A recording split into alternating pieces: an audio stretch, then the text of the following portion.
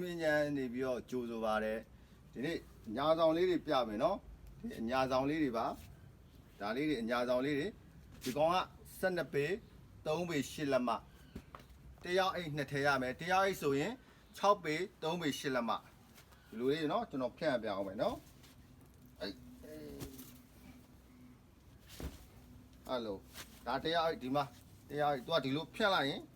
ဒီလိုအရှည်ဖြစ်တာနော်အဲ့တော့ကိုကြိုက်လို့လုပ်ရတယ်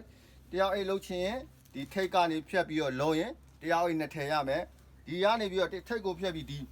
ဘေးကိုလုံးလိုက်ရင်ဒီဘေးလေးကိုလုံးလိုက်ရင်သူကတော့2ယောက်အိတ်ရမှာပေါ့နော်ဒါ2ယောက်အိတ်ရပါပဲတစ်ထည်ကို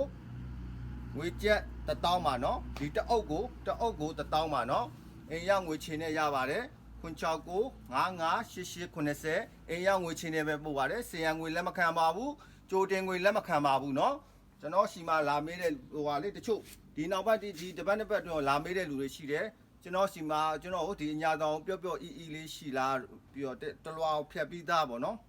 အဲတယောက်ချင်းအိတ်တို့ရှိလားလို့လာမေးပါတယ်ကျွန်တော်ရှိမှပျော့ပျော့စီစီအီတော့မရှိဘူးကျွန်တော်ရှိမှမာမတောင်ပဲရှိပါတယ်ခင်ဗျာဒီလိုဥစ္စာလေးမာမတောင်ပဲကျွန်တော်ရှိမှရှိပါတယ်တအုပ်ကို1000ပါနော်ကျွန်တော်ရှိမှမာမတောင်ပဲရှိတယ်1000ပါခင်ဗျာပျော့ပျော့အီဟွာလေးတလွားဆောင်တော့ကျွန်တော်ရှိမှမရှိပါဘူးဒါပြောပြတော့တလွားဖြက်ရောက်မှလားလို့မေးတယ်ကျွန်တော်ရှိမှတော့မရှိပါဘူးခင်ဗျာကျွန်တော်ရှိမှတော့တအုပ်ကို1000ပါခင်ဗျာနောက်ပြီးတော့ဒီလိုပင်လိန်တွေလိုချင်တော့ကျွန်တော်ရှိကိုရက်ဆောင်အောင်ပါပဲเนาะဒါလေးတွေကရက်ဆောင်အောင်ပါပဲเนาะရှိပါတယ်ဒီကောင်ကမီဒီယမ်လက်ဆက်80ရှိ280ရှိရယ်เนาะကျေးဇူးတင်ပါတယ်